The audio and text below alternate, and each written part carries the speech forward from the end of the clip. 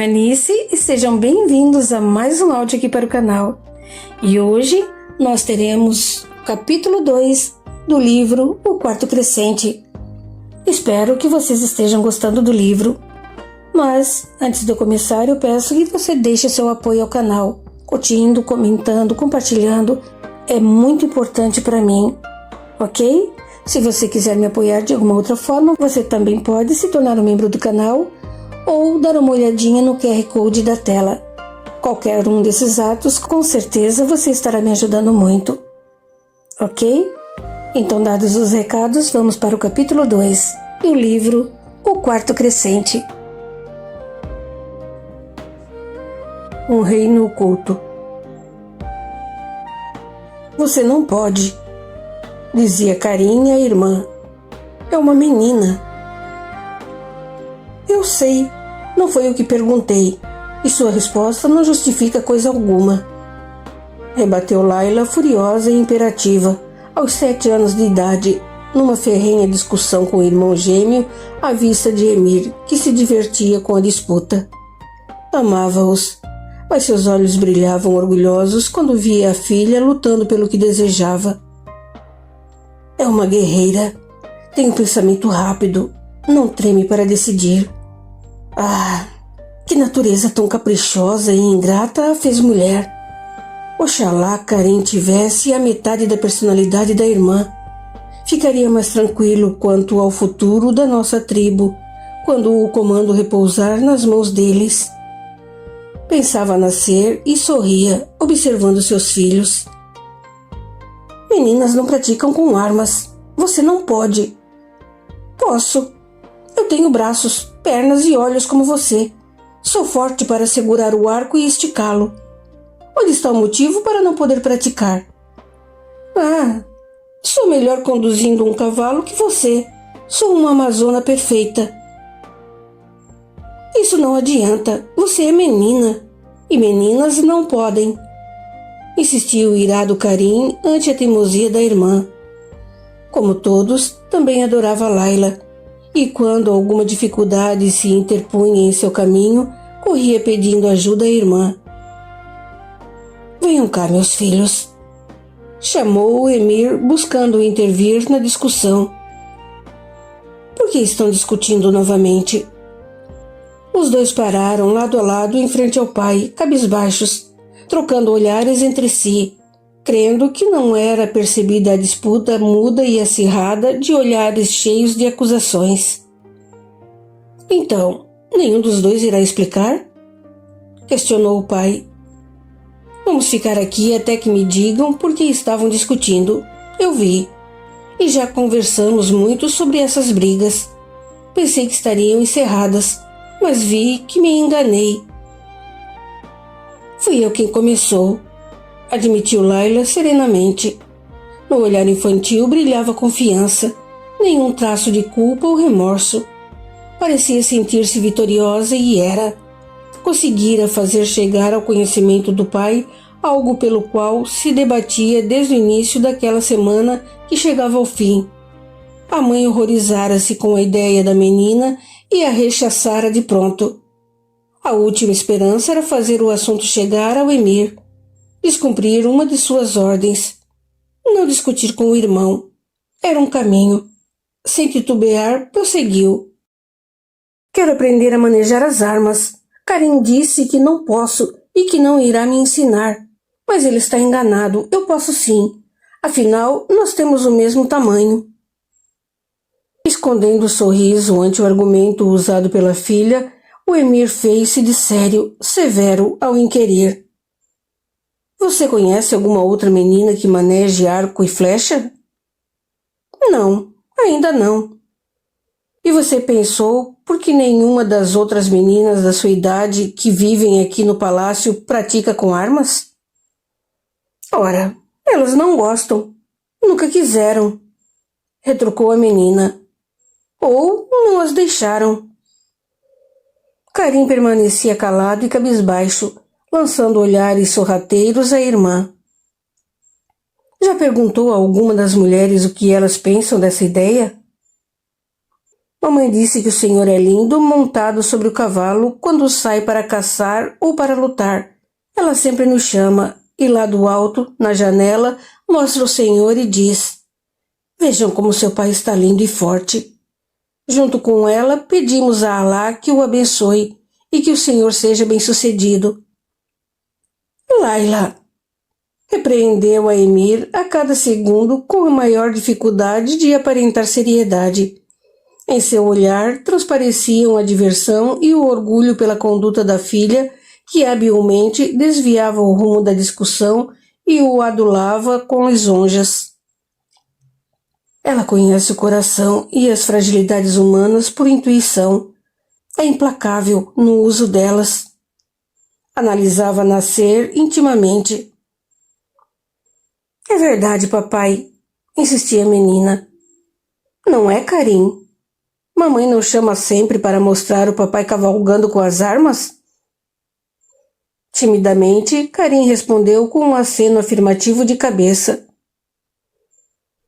Não duvido, crianças. Mas não respondeu o que lhe perguntei.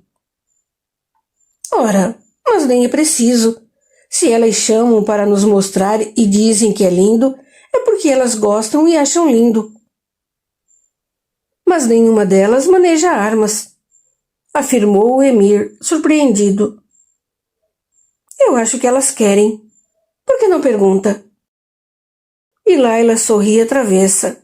Não era preciso muita perspicácia para entender que ela tinha perfeita consciência, embora expressasse ideias infantis, de que o irmão estava com a razão e de que o meio em que vivia a impedia de realizar seus desejos por considerá-los impróprios a uma mulher. Sabia que o pai, como autoridade máxima da tribo, poderia abrir-lhe exceções, mas, para tanto, era preciso manejar outras ideias e caminhos com maior habilidade. O cândido sorriso, a esperança confiante refletida no olhar, alguma bajulação, 1000 atenções, o esmero para que ele se orgulhasse dela socialmente eram alguma das armas que lhe abriam as portas do proibido, que tanto a fascinavam e a atraíam. Nasser contemplava a filha, que parecia ignorar a própria idade. Embora nunca lhe faltasse com o respeito, ela agia como se fosse igual. Que ideia! Perguntar às mulheres o que elas querem. Do que gostariam? Para quê? Pensou, mas ao formular tais ideias, algo incômodo instalou-se em seu íntimo. Lançou um olhar nublado, estranho, à ala do palácio onde residiam suas esposas. Deu-se conta de que ele fora ouvido ao tomá-las por esposas, mas elas haviam apenas recebido o comunicado de que se casariam. A primeira, Fátima, porque ele estava na idade de construir família, já falecida. A segunda, Adara, porque se encantara com sua beleza trigueira, fora pela primeira vez tomado pela paixão. A terceira, Salma, fora resultante de uma necessidade política e comercial de fortalecer relações com um reino árabe vizinho.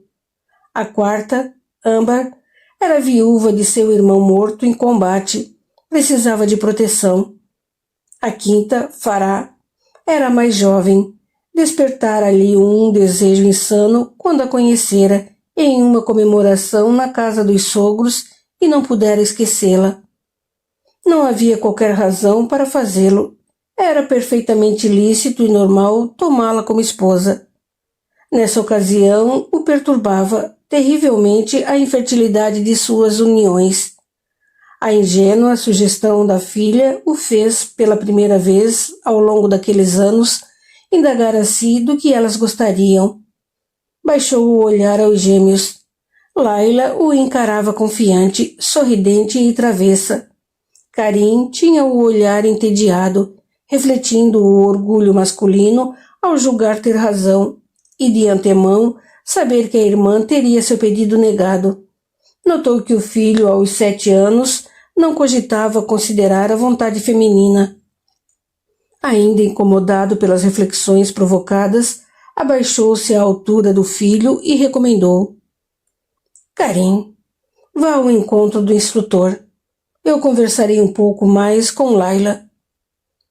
Feliz por escapar da conversa, em seu entender monótona, Karim afastou-se apressado. Alguns metros distantes do Emir, correu em direção aos pátios de treinamento. Venha, filha. Vamos sentar sob a árvore. Está muito quente.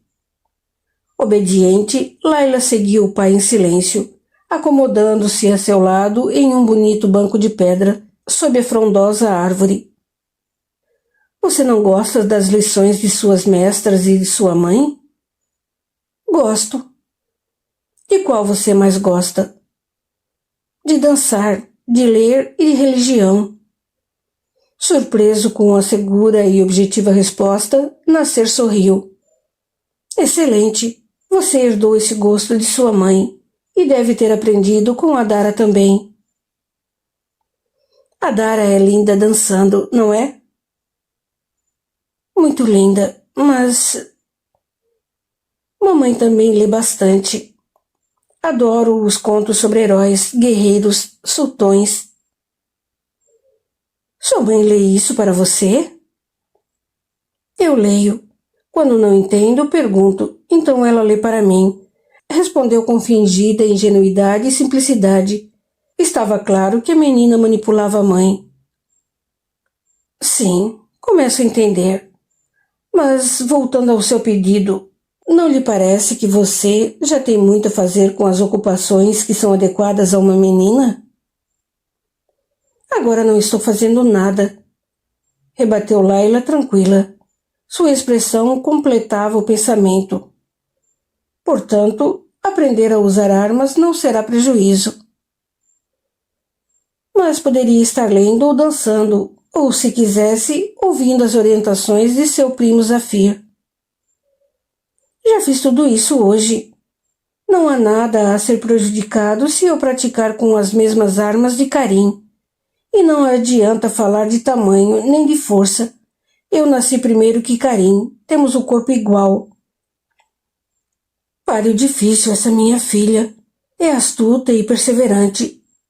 Analisava Emir, contemplando o rosto de pele morena da menina. Para que vai lhe servir aprender a usar armas? Não poderá participar de torneios nem de batalhas. Será inútil, pura perda de tempo. Nunca, papai. Zafir sempre diz que tudo o que se aprenda é útil na vida. Se as mulheres soubessem se defender dos ataques dos espanhóis cristãos, seria muito melhor. Servirá para minha segurança e de muitas outras mulheres. Todas deveriam ter, pelo menos, um conhecimento pequeno. Acho até que os homens ficariam mais aliviados nas batalhas se tivessem a certeza de que suas mulheres são capazes de cuidar da própria vida.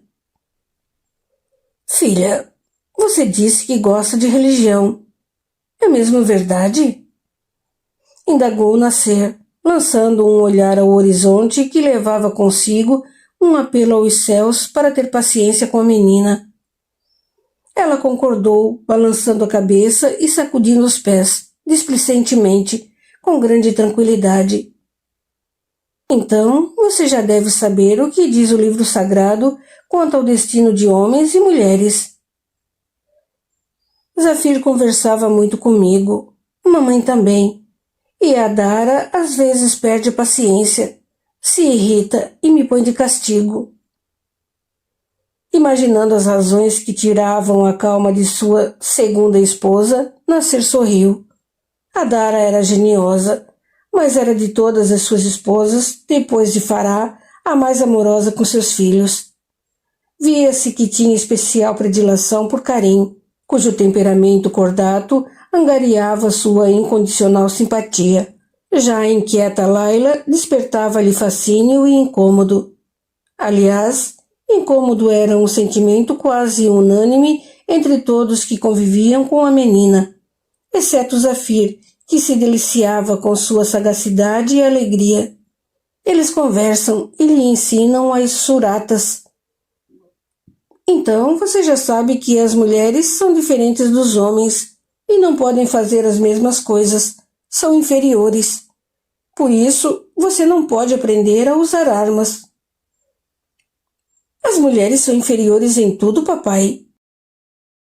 Sim, minha filha, é o que diz o Corão. E os homens são superiores em tudo? É assim? Laila, fico contente que tenha entendido. Se é assim, por que os homens têm medo de testar se Deus disse mesmo a verdade ao profeta? Eu não entendo. Os olhos de Nasser arregalaram-se. Suas faces tornaram-se rubras ante a insolência da criança. Alá, dá-me paciência para educar essa alma. Eu amo a filha que me destes para criar e proteger, mas ela desafia minha tolerância. É rebelde. Parece não ter medo de nada. Respirou fundo e voltou a insistir em seus argumentos religiosos, falando novamente da surata. Papai, interrompeu Laila, quem é superior não tem razão para impedir um inferior de fazer qualquer coisa. O inferior não vai conseguir, não é verdade? Por que impedir? Não vejo razão. Você está admitindo que se eu deixá-la praticar com as armas, não vai conseguir aprender a manejá-las? Não vai ficar com vergonha depois? Não, será apenas a comprovação. O senhor vai me deixar ter aulas junto com Karim? Vou, porque você é teimosa. E teimosia se dobra demonstrando quem tem razão. Eu digo que você não terá habilidade para armas. Mulheres não foram feitas para esse tipo de atividade. Mas você é teimosa. Eu vou deixá-la passar vergonha. Depois não venha chorar magoada perto de mim. Um sorriso de deleite, pura satisfação, estampou-se no rosto moreno de Laila. Faceira ergueu-se, depositando um beijo estalado na face paterna. Tomou-lhe a mão, conduzindo-o ao pátio onde se iniciavam as aulas do irmão. Eu prometo que não vou chorar, disse ela solene, encarando o emir quando chegaram ao local das instruções. Mas se eu conseguir... Chega, Laila. Primeiro vamos ver as lições. Depois voltamos a falar. Decidiu Nasser.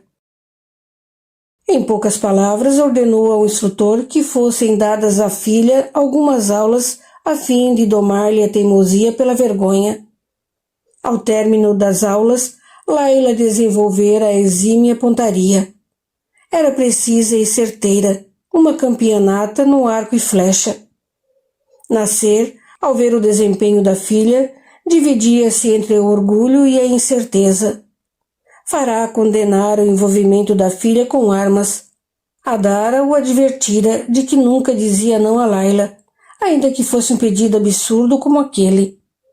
A menina, percebendo a difícil situação que se criara, certa tarde falou ao pai e à contrariada mãe que os observavam treinar.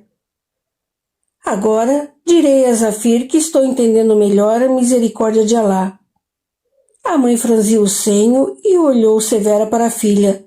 Não admitia brincadeira em matéria de educação religiosa. Ia adverti-la quando o marido ergue a mão fazendo-a silenciar. Abaixando-se à altura da filha, encarou-a e perguntou: Por que, minha filha? Porque há uma sura que diz que as mulheres devem ter os mesmos direitos exercidos contra elas. Por exemplo, quando há batalhas, como aquela em que morreu o marido de Ambar e ela foi machucada, ou seja, um homem exerceu o direito de feri-la com uma arma. Ela não sabia defender-se, por isso sofreu muito. Eu pude aprender, porque meu pai entende a palavra de Alá. Se alguém quiser me agredir, eu terei o direito sagrado de me defender e vou saber como fazer. Os pais trocaram um olhar de espanto e nada responderam, mandando a menina de volta às lições. A sagacidade de Laila serviu ao pai, que passou a usar o argumento como resposta aos que questionavam as liberdades que concedia à filha, especialmente no tocante ao manejo de armas. Ao aproximar-se da adolescência, Laila tinha o frescor de um botão de rosa orvalhado. Era a promessa de uma beleza oriental. Seu cabelo negro e liso caía pesadamente até abaixo do quadril. A testa alta dava ao rosto uma expressão determinada. Tinha todos os traços bem desenhados. Os olhos negros lembravam um ônix brilhante harmonizando com a aveludada pele bronzeada pelo calor do sol de Al-Andalus. Era jovem, mas não era frágil. Tinha o porte de uma guerreira. Sua expressão corporal falava que era senhora de uma mente clara e objetiva e que trazia seus ensinamentos em vigilância constante, fato incomum, por isso incompreendido pela maioria das pessoas, mesmo as mais próximas. Sobejamente demonstrada sua habilidade com as armas, especialmente arco e flecha, ela tornou-se companheira do pai em suas caçadas. Amava as águias e os gaviões que, admiravelmente adestrados por ela, pousavam serenos sobre seu ombro, atendendo a seus comandos, obedientes ao servir a jovem. Porém, ela raramente matava um animal. Seu prazer estava em cavalgar, em estar em contato com as aves, em dirigi-las, e nas disputas ingênuas que fazia com o pai e o irmão, das quais saía vencedora. Por saberem que ela raramente atirava para matar, ficavam surpresos diante de algumas atitudes e da expressão feroz que tomava conta de seus olhos, tornando-os verdadeiros abismos negros. Em uma dessas ocasiões observava o pai e o irmão caçando. Viu que perseguia uma fêmea e que o animal aflito emitia sons. Olhando ao redor, percebeu que ela fugia do ninho, na tentativa de proteger o filhote dos caçadores. O grito de advertência a Karim foi concomitante com a flecha disparada pelo irmão que feriu o animal, mas não o matou de imediato, causando sofrimento. Irada, Layla sentiu as mãos crisparem-se em torno de suas armas. Mirou decidida, matando a presa, de forma instantânea. Em ato contínuo, mirou e matou o filhote. Bela pontaria, elogiou o pai, acenando. Nunca consegui acertar um alvo de forma tão certeira a essa distância. Como você viu o outro animal escondido? Indagou o irmão. Mande sua águia apanhá-los. Sem lhes dar resposta, ela assoviou e estendeu o braço direito, determinando a águia que voltasse e pousasse. Assim que sentiu as garras da ave sobre a pele, esporeou a montaria, partindo a galope de regresso à residência. Vendo o comportamento da filha, Nasser disse a Karim: Venha, filho, quem entende as mulheres? Layla quer usar armas, mas quando mata um animal qualquer, fica desse jeito. O restante do dia ela não falará. Eles não a compreendiam, pois não transformavam pensamentos em condutas e recusavam-se a exercer o direito de livre interpretação e manifestação do que aprendiam como norma de justiça e religiosidade. Para ela, aquela atitude fora de misericórdia. A ira não era contra o animal que nada lhe havia feito, nem contra si mesma por ter lhe tirado a vida, mas contra a falta de atenção do irmão, que ao ferir gravemente impunha doloroso sofrimento e que, ainda mais, não havia notado que perseguia uma fêmea com filhote. A conduta de Karim geraria dor e destruição desnecessárias. A destruição ela não tivera meios de evitar. A fêmea ferida não tinha chance de sobreviver, e o filhote seria presa fácil para outro animal maior. Decidira, movida pelo intuito de aplacar a dor e os sofrimentos inúteis. Irritava-se quando percebia seres humanos dominados, cegos pelas paixões, pelos instintos. Por isso passava o dia calada e distante deles. Apreciava a convivência com Leá, a mulher judia que ajudara a trazê-la ao mundo. Havia entre elas amizade e carinho profundos.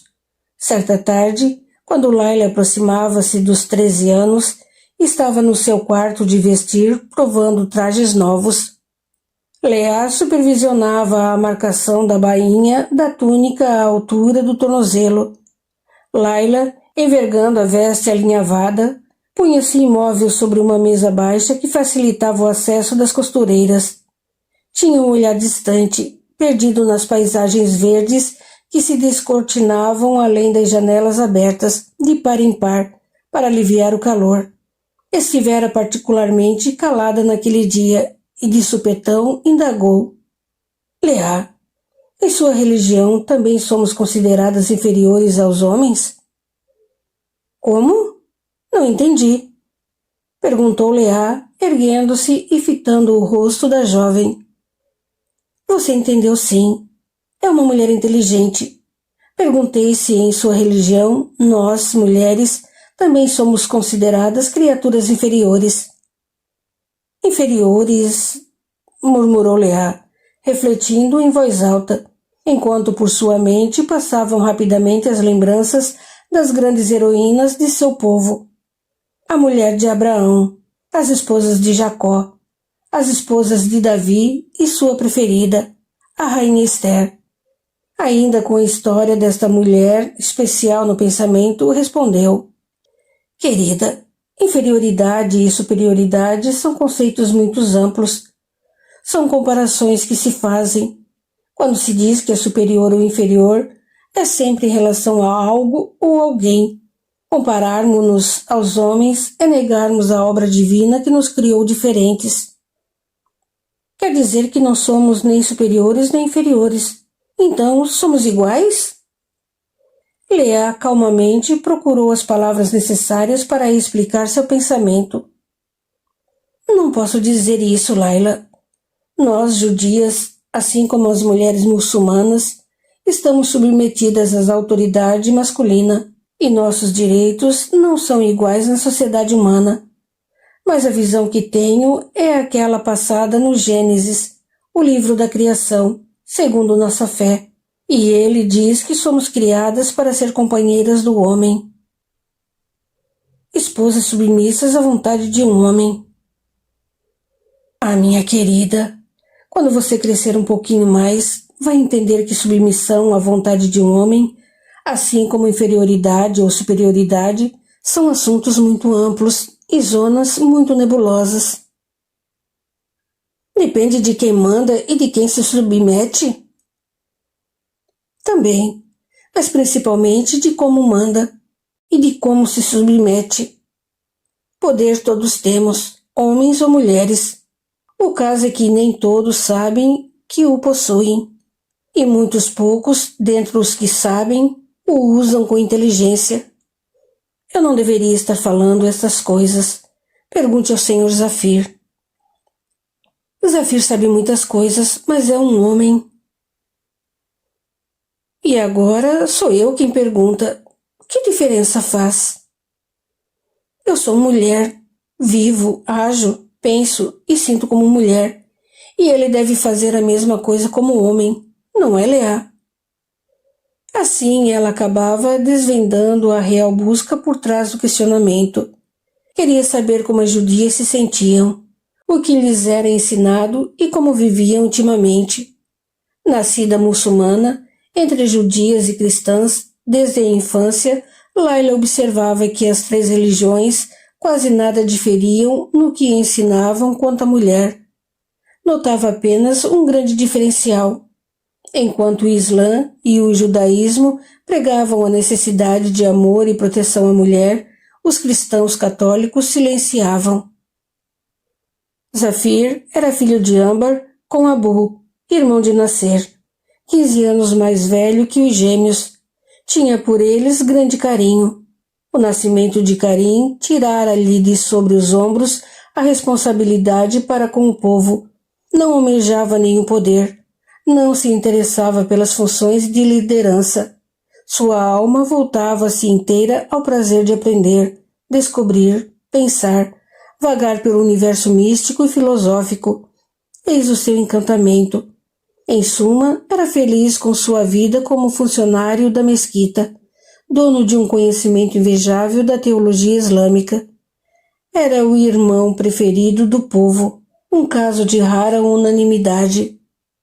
Apesar do afeto pelo primo, por esmerar-se em desenvolver-lhe a inteligência e a compreensão da religião e do direito, guiá-lo nos conhecimentos necessários ao seu futuro como líder, era, entretanto, a instigante inteligência de Laila que o motivava na tarefa abraçada. Adoravam-se, eram iguais. Poucas experiências são tão prazerosas quanto o convívio entre pessoas afins.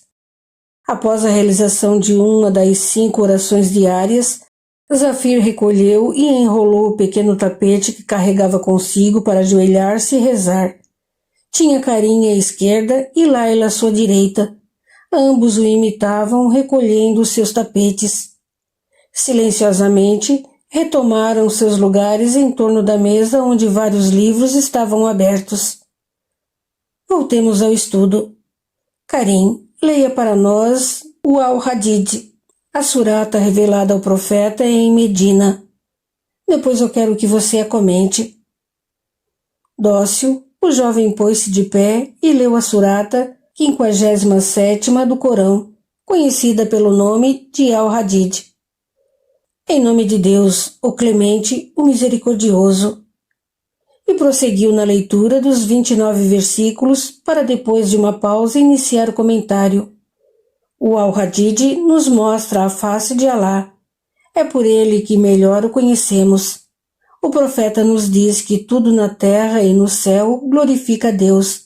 Seu poder se estende por este vasto reino, onde ele é o Criador onipotente, onisciente, e seu reinado abrange tudo que seja visível ou invisível, como ele próprio o é.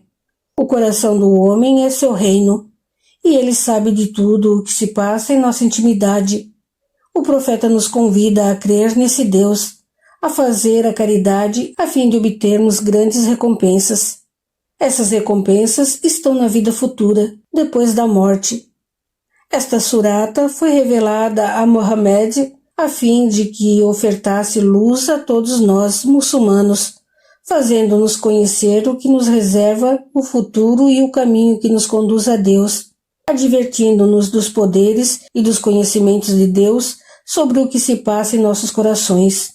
Ficamos cientes de que nada lhe escapa à visão e já não tememos. Promete àqueles que ofertam de boa vontade suas contribuições a retribuição em dobro e nos fala do paraíso onde habitaremos. Igualmente adverte os hipócritas, os infiéis, os que caíram em tentação e duvidaram, os que se deixaram iludir por seus desejos do que os espera. Outros povos receberam profetas e revelações divinas, mas não foram fiéis. Mantiveram seus corações endurecidos e, em sua maioria, são rebeldes e transgressores. Por isso devemos ser, acima de tudo, submissos. Lembrar a todo instante que Deus é maior e mais importante que qualquer outro interesse. Crer, obedecer, lembrar os pilares da nossa fé. Não há outro Deus senão a Alá, e Mohammed é seu profeta. Orar, praticar a caridade, o jejum e buscar Meca em peregrinação ao menos uma vez na vida. Muito bem, Karim. Você resumiu elementos importantes no Al-Hadid, mas deve estudá-lo melhor. Leia-o e reflita. Com certeza, seu próximo comentário abordará temas que neste passaram e são também importantes. Portanto, será mais completo. Voltando-se para a prima, observou que ela tinha o olhar distante, fixo e cego em um ponto qualquer na parede nua. Sorriu. Conhecia essa expressão vaga, alheia. Não era, como alguns pensavam, sinônimo de ausência absoluta, mas sim de um voo profundo da própria mente nos assuntos que discutiam.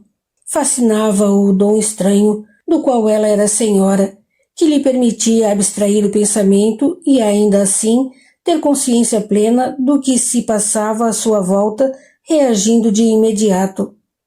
Não a chamou, sabia não ser preciso.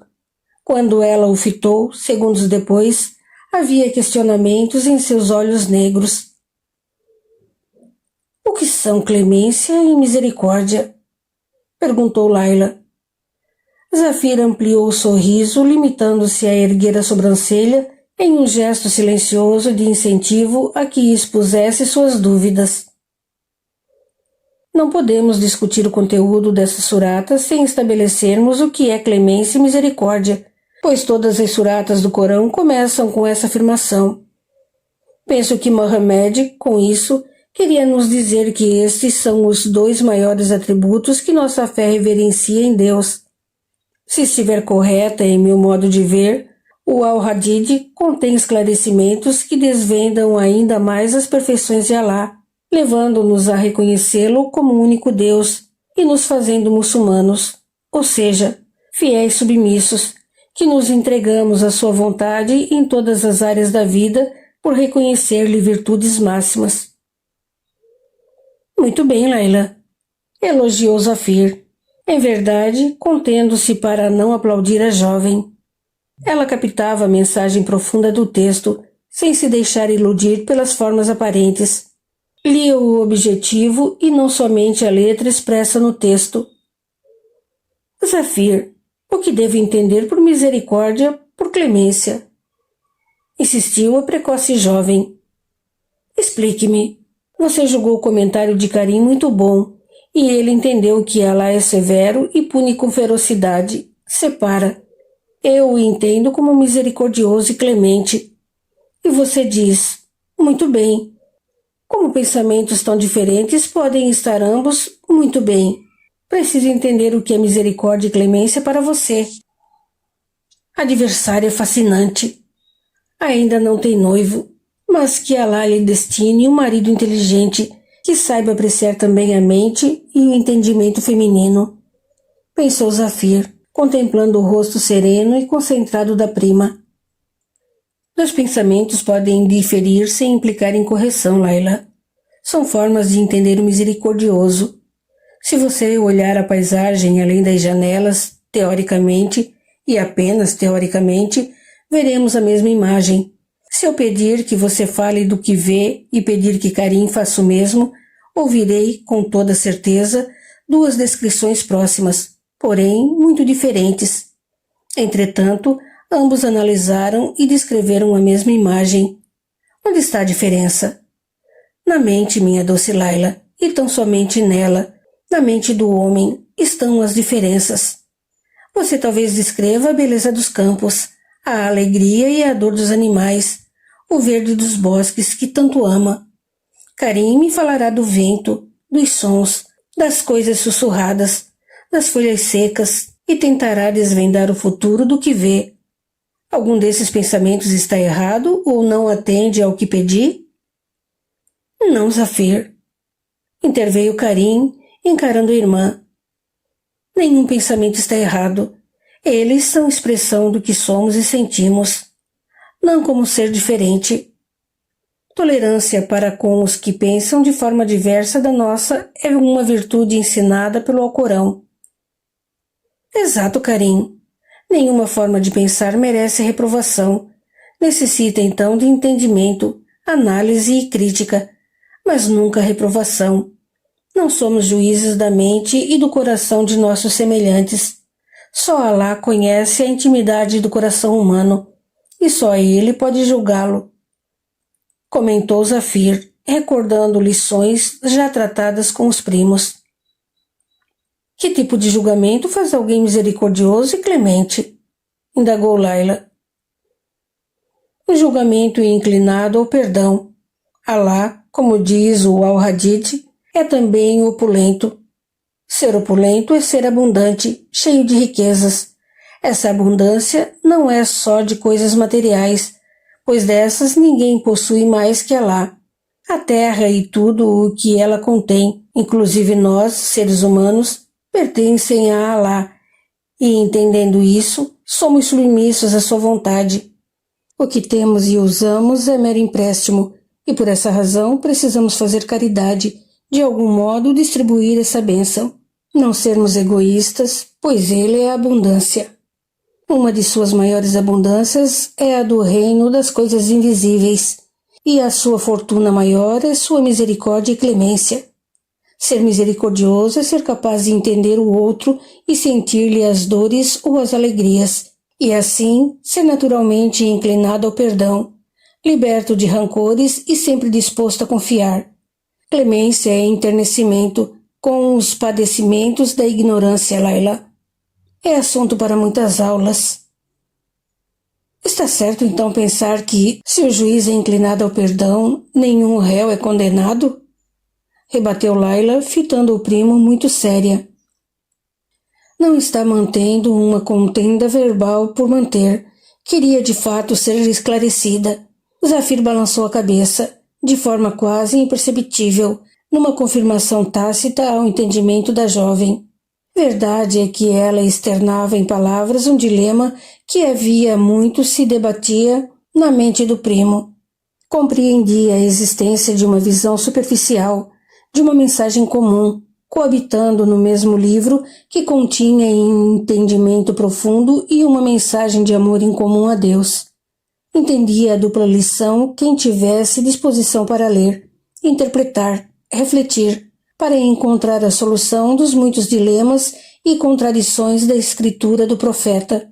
Segundo o que pensava, seria perceptível para quem buscasse contextualizar a mensagem e o trabalho de Mohammed.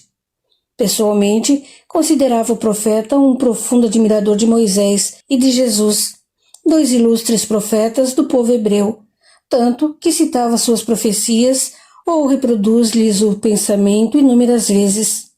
Sem dúvida, esses dois grandes pensadores monoteístas não são devidamente compreendidos, e sem dúvida nosso profeta tinha uma predileção especial por Moisés. Talvez porque o meio ao qual Mohammed trouxe o esclarecimento se assemelhava muito ao do maior profeta hebreu. O povo árabe era dividido, não possuía direção política ou religiosa, cultuava vários deuses, vivia em disputas internas. A mensagem de Mohammed, tal qual a de Moisés, demorou a ser compreendida. Precisou se revestir de duplo caráter. Foi necessário orientar a vida social e política do povo, e também a vida moral e religiosa. Aqueles que separaram essas duas faces da mensagem do Corão sabem que ensinamentos morais devem ser aprofundados. Pensava Zafir, esquecido da presença dos jovens alunos. Primo Zafir, chamou Laila inquieta, agitando as mãos em frente aos olhos do primo. Ei, estou esperando uma resposta. Tenho ou não razão em pensar que Alá, por ser clemente e misericordioso, não condenará ninguém. Deixe de ser insistente, Laila, advertiu Karim, olhando-a severo. Vou dizer a nosso pai que você foi insolente com o primo. Ele não vai gostar de saber desse comportamento de novo. Já a repreendeu mais de uma vez. Não estou sendo insolente, apenas quero saber, retrucou Laila e de forma verdadeiramente insolente completou. Não lembro de que isso seja motivo de condenação no Corão. Por acaso é? Karim suspirou irritado. Adorava a irmã, mas não conseguia entendê-la, porque não lhe bastava ouvir os ensinamentos. Sempre tinha que fazer perguntas. Isso prolongava as lições religiosas e o cansava. Seria melhor simplesmente ouvir e terminar a lição bem rápido, para envolver-se em outra atividade mais agradável. Zafir percebia o diferente nível de apreço e entendimento das lições que ministrava. Abandonou a reflexão a que se entregara e contemporizou a situação, dispensando Karim e retendo Laila. Você merece uma resposta, prima.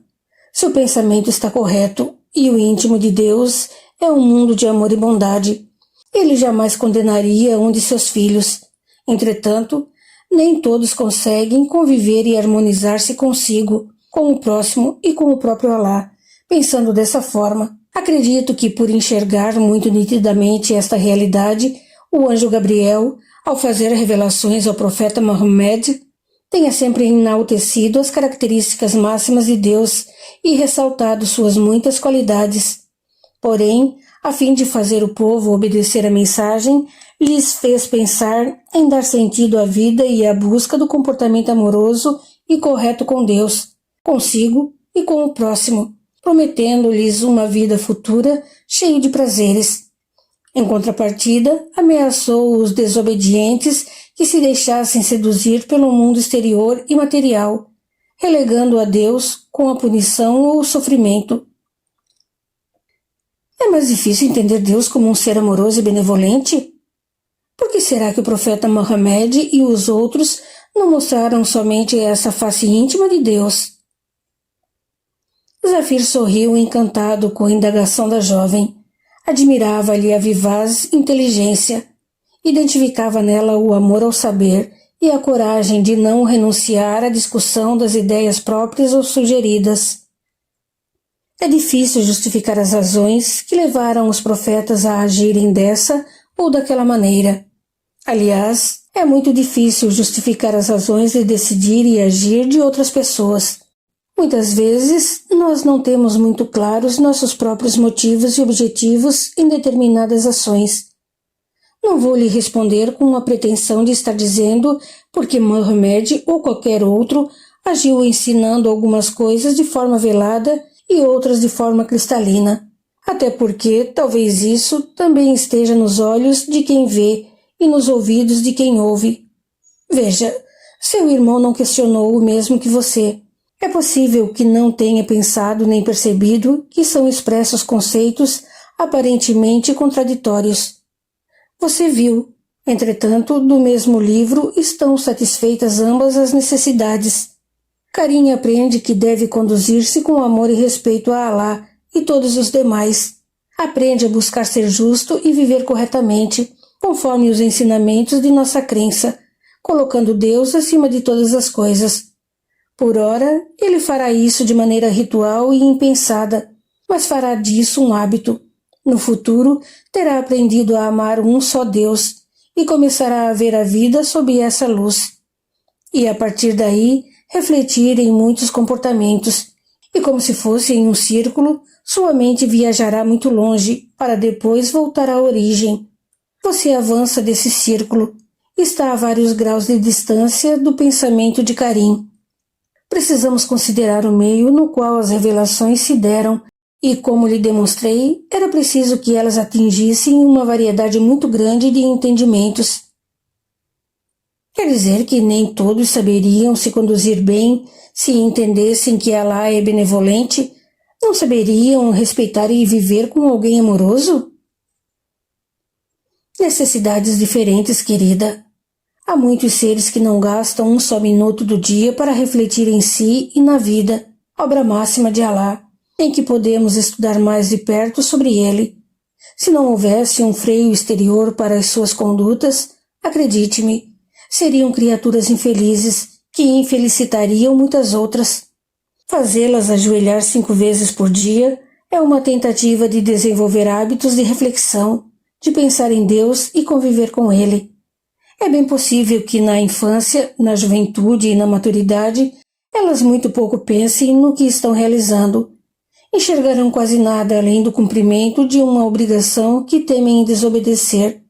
Mas um dia chegará em que esse hábito se converterá em um momento legítimo e sentido de busca por maior compreensão da vida, de ansiar por um meio de escapar das coisas materiais e uma necessidade de investigar o próprio coração. Eu vejo com bons olhos essa máscara de ira lançada sobre a face de Alá. Ela engana apenas aqueles que se recusam a olhar com mais atenção e separar a realidade da fantasia. Laila aceitou as explicações do primo. Intimamente formulou seus conceitos nestas como em muitas outras questões. As esposas de Nasser habitavam uma ala do palácio. Conviviam em relativa paz. A aparência era de harmonia. Na intimidade, nem tudo era aceito. A disputa imperava especialmente entre Adara e Fará, as duas paixões do emir. Adara o encantava por sua beleza e sensualidade. Nenhuma das outras rivalizava com ela nesses quesitos. Fará, com a maternidade, consolidara poder sobre Nasser, que lhe admirava o caráter, a inteligência e a formosura. A mãe de seus filhos seduzia-o com a mente e a astúcia. Laila cresceu recebendo grande influência de ambas e da criada judia Leá.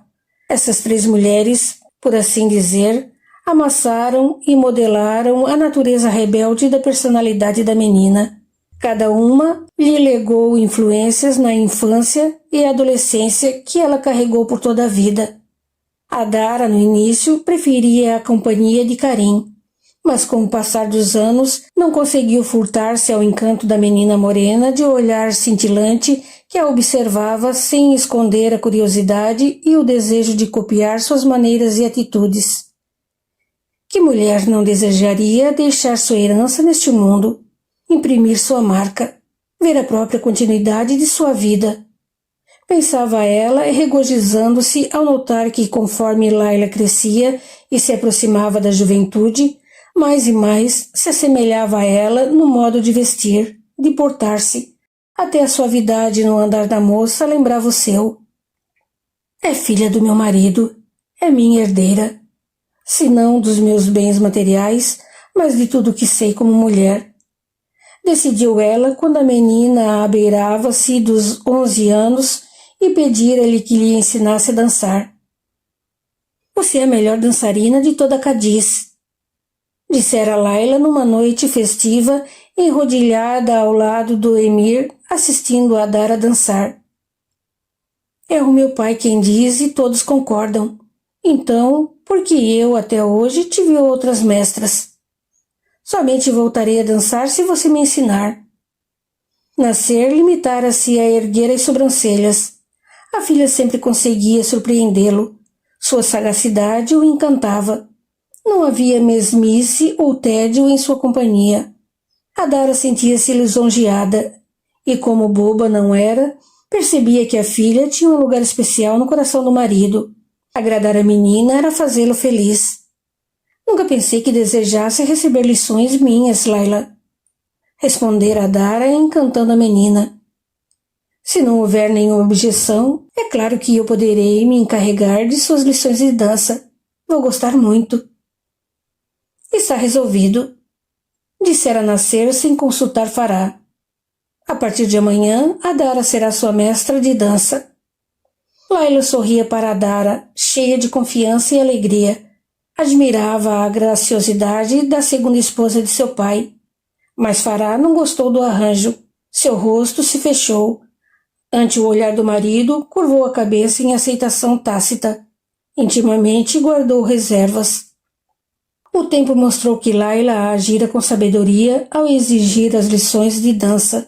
Tornara-se uma jovem que, ao fascínio do caráter, da inteligência, da beleza morena, unira uma graça de movimentos e uma sensualidade ímpar, que a Dara ensinara a manejar, e ela dominava com a mesma maestria com que empunhava armas e domesticava águias. É o ventre que dança, Layla, advertia a Dara ao ensinar-lhe a dança da fertilidade ou a dança do ventre. Entregue-se. Mova o ventre no ritmo da música. Seus pés pouco têm a fazer. Concentre sua atenção nos movimentos do ventre. Orgulhe-se de ser mulher. Exiba-se. Seu corpo é belo, menina. Use-o. Layla mostrou-se uma aprendiz digna da mestra. Aos 15 anos, dançavam juntas nas festas e ninguém sabia dizer quem ensinara e quem aprendera. Esse laço as tornara amigas. Graças a ele, a Dara aprendera a superar a sensação de incômodo que a menina ainda provocava em muitas ocasiões. Vendo-a mover braços, seio e ventre ao ritmo perfeito da música, a observar a arte com que ela expressava no olhar um mundo de promessas e fantasias, e no corpo uma capacidade sem igual de entrega e paixão, sentia-se orgulhosa. Aliás, a natureza apaixonada da personalidade de Layla manifestava-se em seu olhar. Quando dançava, adquiria uma força hipnótica. Quando enfrentava uma discussão, era aberto, cristalino, de vivaz inteligência, a ponto de desarmar seus contendores de qualquer inclinação menos justa ou honesta. Porém, quando irada, seus olhos tornavam-se gélidos abismos negros. O fogo e o gelo queimavam com igual intensidade. Naqueles em quem a ira se mostrava em sua face fria, sob domínio da inteligência, o poder de aterrorizar é sensivelmente maior. Qualquer um que encare alguém enfurecido, se mantiver a razão, é vencedor, pois o domínio da ira muitas vezes rouba espaço da inteligência, e o ser dominado age de forma bestial, e como tal é abatido. Mas quem encara alguém enfurecido e que mantenha a fria razão estará diante de um adversário terrível. Aos 16 anos, Lyra era uma mulher adulta, senhora de si. Era a paixão e o desafio de todos que a tinham visto nascer e crescer nos domínios de Nasser Al-Ghazin. Continua no capítulo 3. Até lá!